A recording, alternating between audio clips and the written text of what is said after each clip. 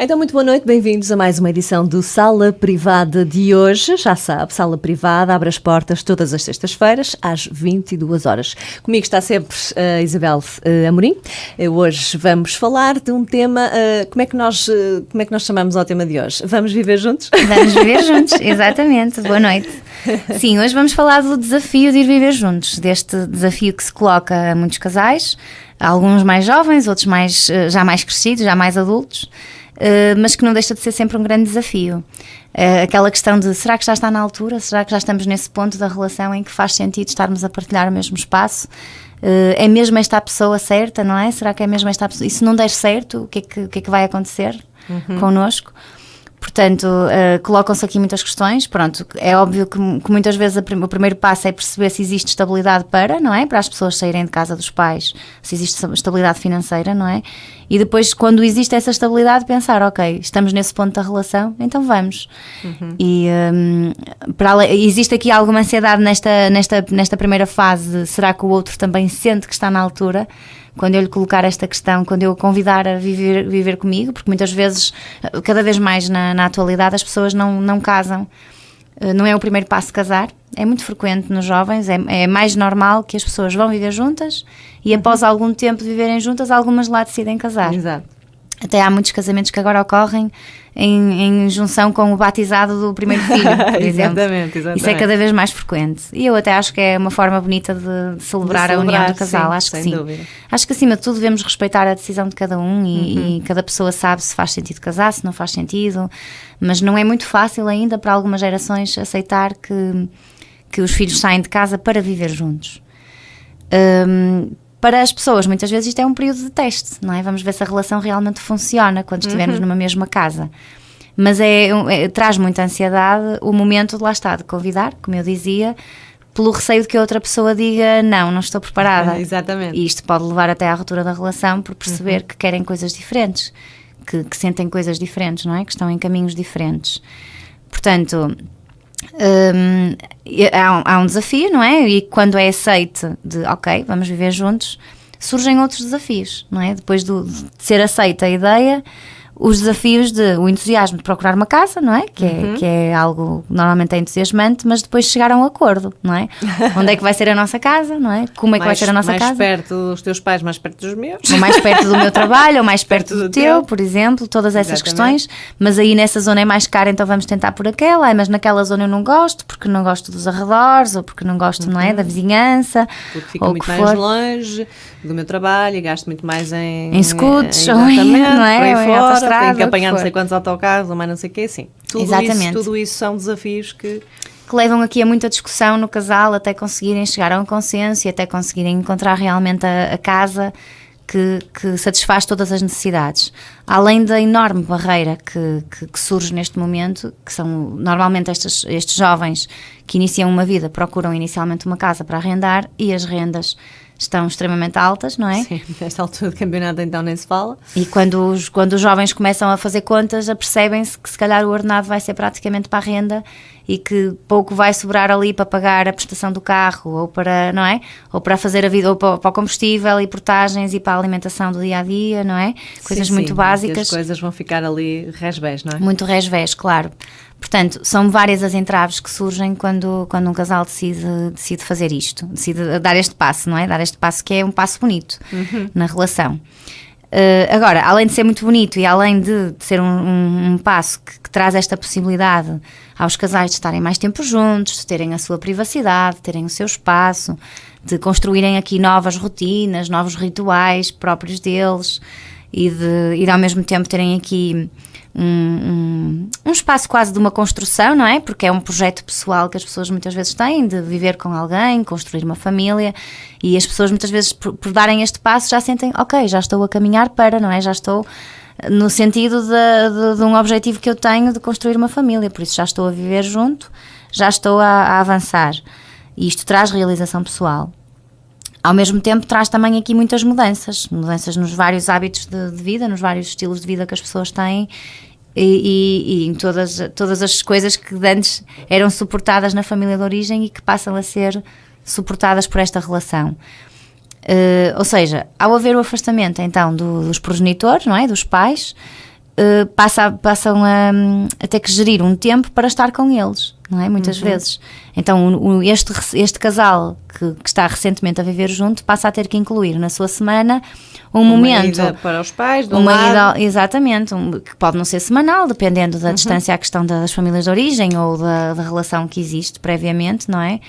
Mas aquela necessidade de, ok, então passamos a ir X dia à tua mãe e X dia à minha mãe, por exemplo, mas quando já vão os dois, não é? E então muitas vezes é neste momento em que os laços com os sogros, neste caso, são mais fortemente estabelecidos e nem sempre é uma situação positiva, porque estamos a falar de pessoas que têm diferentes rotinas, diferentes formas de pensar, diferentes formas de agir, e este convívio, não é, com as famílias de origem do outro pode trazer aqui a vários conflitos, várias barreiras que podem depois transformar-se em barreiras na relação. Quando uma pessoa começa a pensar, eu acompanho inclusive casos em que as pessoas me dizem não sei se teria filhos com o meu companheiro porque não imagino os meus filhos a ficarem em casa dos meus sogros, por exemplo. Sim. Eu às vezes deparo-me ou seja, nitidamente a relação com a família de origem do companheiro pode às vezes ser uma barreira à evolução da relação do casal, da relação conjugal,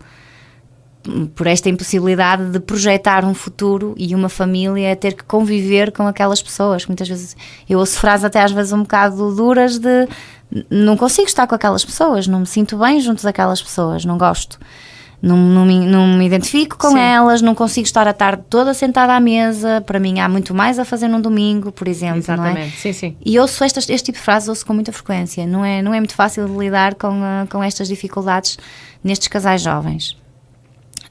Pronto, além disto, existe também aqui um acréscimo das tarefas que anteriormente eram assumidas cada um na sua vidinha, cada um na sua vida, na sua casa e muitas agora... vezes, quer dizer, eu acredito que a maior parte dos jovens que vivem com os pais, muitos não se preocupam sequer em tratar das roupas, em tratar do jantar, sim, não é? Está tudo pronto. Chegam e a roupa está lavada e dobrada em cima da cama, não é? Ou até já dentro do armário, não é? Exatamente. Muitas vezes até já dentro do armário. A comida já está na mesa, alguém arruma a cozinha quase como por magia, não é? É óbvio que há jovens que participam nas tarefas domésticas e muito bem.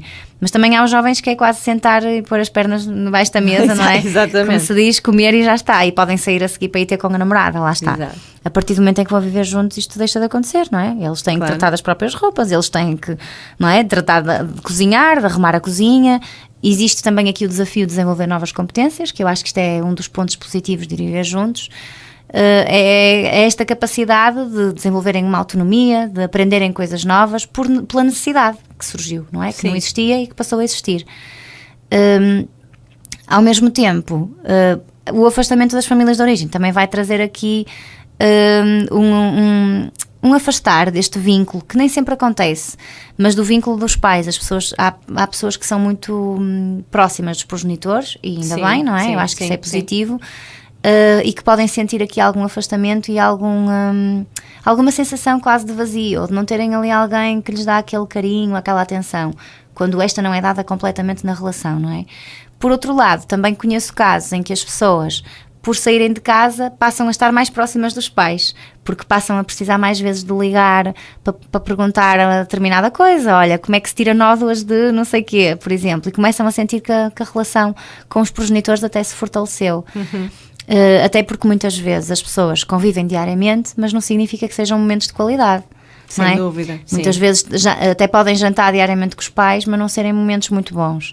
Quando passam a viver juntos e passam a ir lá, por exemplo, a almoçar ao domingo, se calhar aquele momento... dão mais valor e fica um momento mais agradável, não é? Exatamente. Sim. O momento do convívio em família muitas vezes até é um momento mais forte, em que fortalecem muito mais os laços. Portanto, existem as duas possibilidades, de haver aqui realmente um afastamento emocional ou então haver até uma vinculação mais forte, não é? Por esta necessidade de ter bons momentos com os progenitores. Com esta saída então de casa aumentam as responsabilidades, como já tínhamos falado, esta necessidade de gerir tarefas que antes não existiam, aumentam as despesas, como é óbvio, não é? E acho que muitas vezes é aqui que os jovens se dão conta da quantidade de despesas que se tem com uma casa, não é? E que cai a ficha, os meus pais também é que tinham preciso razão. isto, o eletrodoméstico avariou, é preciso substituir, não é? Todas estas coisas que vão surgindo, não é? E quando seguros, está em casa dos pais não se apercebe porque os pais tomam conta de tudo, é verdade, não é verdade. E os desafios são postos logo São aí. aquelas despesas Aquele quase invisíveis choque. que acontecem, não é? Exatamente. E esse choque logo que se tem de... isto é assim? Eu acho que quase só uma ida às compras dá para ter percepção de a sério, gastei este Só dinheiro todo e só levo trouxe, isto. E só trouxe isto. Só levo isto, só me vai dar para uma semana e gastei isto tudo, não é? É verdade, muitas vezes dá essa percepção, não é? Sim. O ter que começar, se calhar, a procurar, e vejo alguns jovens, eu por acaso até acompanho jovens que me dizem que muitas vezes vão buscar comida fora e que entretanto decidem, têm outro projeto de juntar dinheiro, por exemplo, para umas férias. Tenho inclusive um paciente que fez isso recentemente, então fez um jogo, começou a somar, a ver ao final do mês quanto é que gastava em comida que ia buscar já cozinhada, e percebeu que se começasse a cozinhar que ia poupar cerca de 100 e tal euros por mês, que lhe ia dar então para juntar.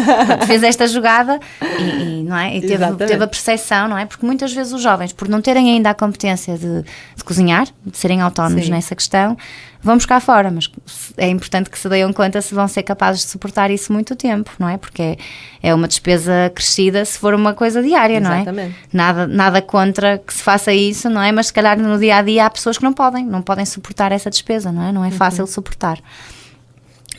O que leva a muitas discussões, lá está, o dinheiro leva sempre a discussões nas relações, mas isso é intemporal. Sim, e não é só em quem vai viver junto. Isso é sempre, isso é desde sempre. Eu acho que desde que existe dinheiro as pessoas discutem por causa do dinheiro, não é? Infelizmente, sim.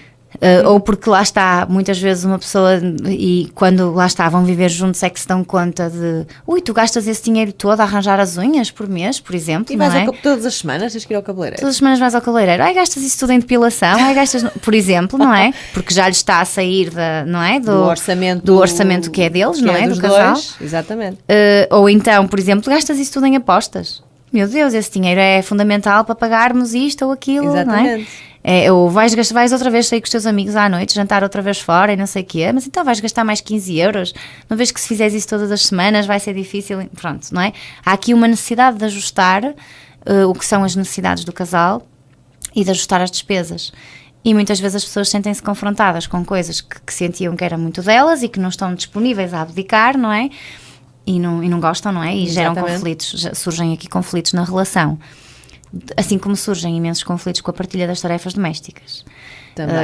Que isso também é uma constante e que normalmente permanece no tempo, não é? Não é só numa fase inicial de adaptação, é bastante frequente que as pessoas, ou porque um é mais arrumado que o outro, e o desarrumado nunca vê que é preciso limpar, ou nunca se oferece, nunca toma a iniciativa, não é? Não está tão disponível para...